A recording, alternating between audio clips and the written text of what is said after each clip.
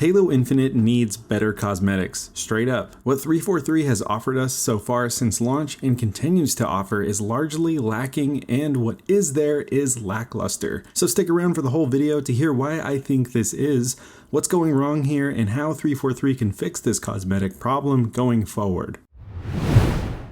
Hi, my name's SDDog, and if you enjoy dope Halo videos, drop a sub, as I love to talk about everything Halo Infinite, especially when it comes to in-game cosmetics, kind of like how we're going to do today. But hey, I just want to quickly say that since my last upload, I gained about another 165 subscribers, so I just want to first say, holy shit.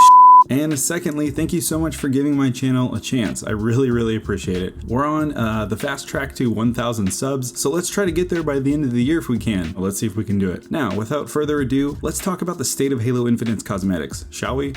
Right, so this is a topic that I've largely bitten my tongue on for the past month, with the exception of my last video that really went in on 343 for screwing up the Watchdog armor coatings that were supposed to be a good reward for those who hit max rank in Halo 5. But aside from that, I've been holding my opinion on Halo Infinite's cosmetics as a whole until now. But why, you may ask? Well, I wanted to give the multiplayer beta a chance to show me what cool items they had in their back pocket with the in-game store, weekly challenge rewards, and their Fractures tenrai event that we saw in November. I also wanted to wait until the campaign was out so that I could formulate an opinion on the unlocks that it gives you. And finally, I also have some critical things to say about the quantity of DLC as it kind of relates to promotional items that I have collected, and I feel this adds to my overall argument, so I'll also briefly mention that. Therefore, we'll be tackling how I feel 343 has failed in the cosmetic department with a three-pronged approach: multiplayer, campaign, and a little bit about promotional items. So let's look at multiplayer first.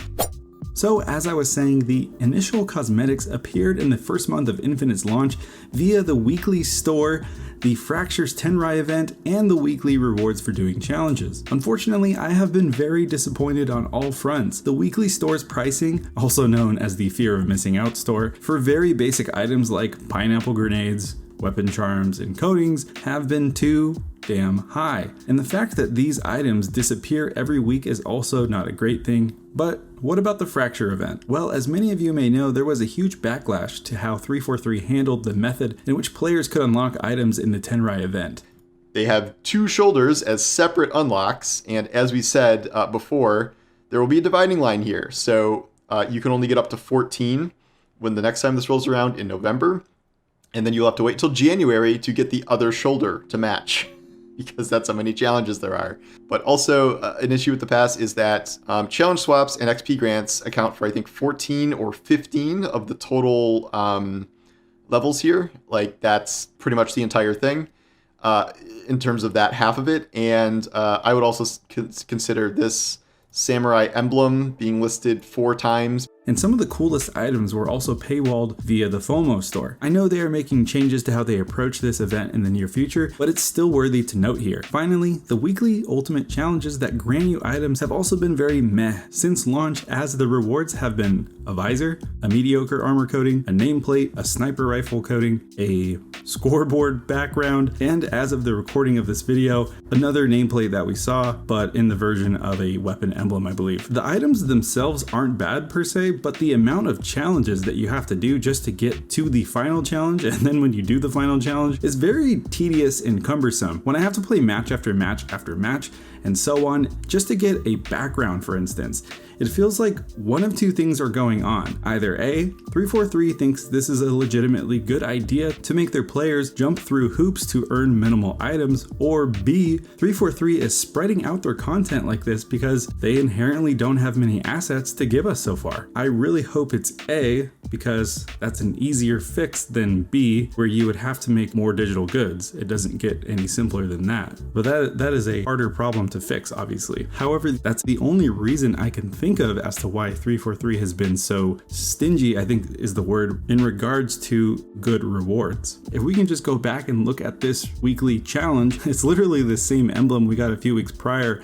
but it was for a nameplate, now it's for a weapon emblem. Why wouldn't you just give both of these for that initial ultimate challenge? It just feels like they're recycling content, and the only reason I can think of why they would do that is because they don't have much content to give at the moment. And on top of that, like literally the only cool items in the battle pass, for instance, are the last 10 tiers. Why is that? I don't know, but one can only speculate. All right, let's drop that for now and let's talk about the campaign, because there's a lot to unpack here.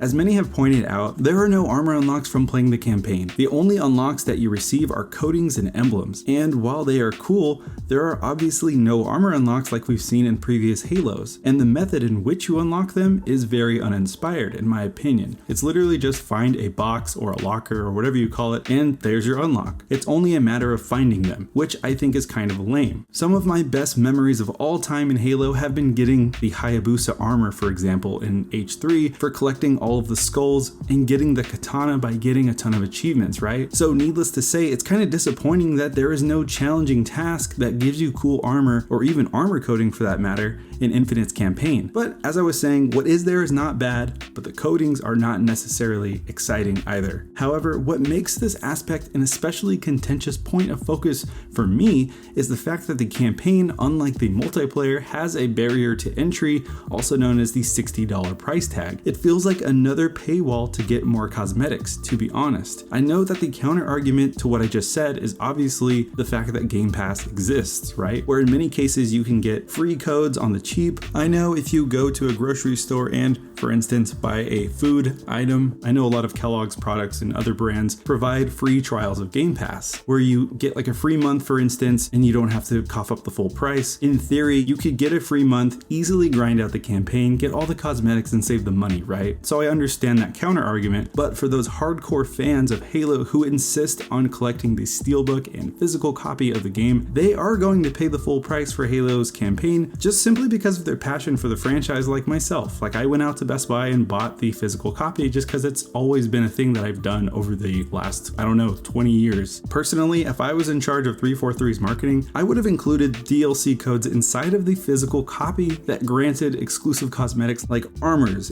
and coatings to reward its most loyal customer base on top of the rewards that are already in the campaign. I think it's the absolute least they could have done, given that, again, there will not be Forge or co-op for a while, and these factors make the $60 price tag point hurt even more. I don't know, I think the campaign experience should have been $40 for what we have received so far, or haven't received for that matter, but I digress. Anyways, now let's talk about cosmetics tied to promotional items. So going back to my opening statement, I said that Infinite's cosmetics are not only lackluster, but also importantly, lacking. As in, there's not a whole lot of items here if you really think about it. I know I've already touched on this briefly, but I think it's important to reiterate. I firmly believe that the only way that you are enjoying Infinite's customization experience right now is if you are shelling out a cool $50 to $100 a week for their store items. I can speak to this because since launch, I haven't spent a dime on the store except for the battle pass, and I feel this way. Plus, as some of you may know, most of my inventory is from collecting cosmetics before the launch of the game through promotional items like merchandise and food items. Like, for instance, I pretty much got all of the Monster Energy cosmetics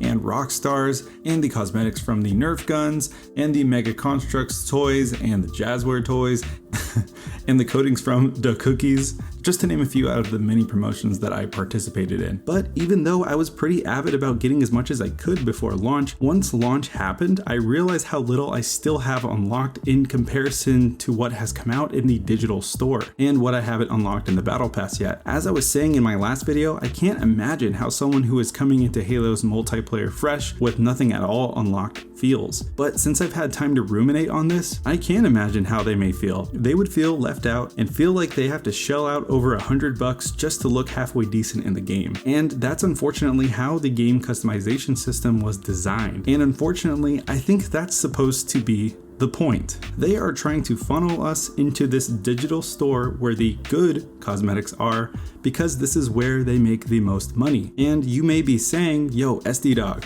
stop complaining. They are giving us free events like the Tenrai event and Winter Contingency. My response to that is, yeah, I'll give Tenrai a pass, since at the very least, they are giving us substantial armor for free. But are you really telling me that we're supposed to get excited for Winter Contingency? I'm really supposed to be hype for a couple of emblems, a few colors, a couple of pieces of armor that you can barely see in game, and some other Christmas cosmetics that will most likely also be paywalled. This is what I'm talking about. If this is what we can expect from free events going forward into 2022, I honestly don't see people sticking around for multiplayer. Colors on armors should not be the main spectacle of your events, and on your digital store even. Cool armor sets should be. Coming from a lifelong player of Halo and its multiplayer, that's what gets people interested. And guess what? If the coatings are supposed to be the things that we get excited about, make them damn good coatings, not what you've been doing so far. Make a crazy animated coating, one that changes colors, glows, something that people actually notice. Anything that justifies the grind or the price tag that you're attaching to it. And this goes for emblems and everything else that you're making us grind for every week. Drop your exorbitant prices on your cosmetics that have failed to compel me to spend. But most of all, come out with better stuff, not only in your store, but also in your events and battle pass.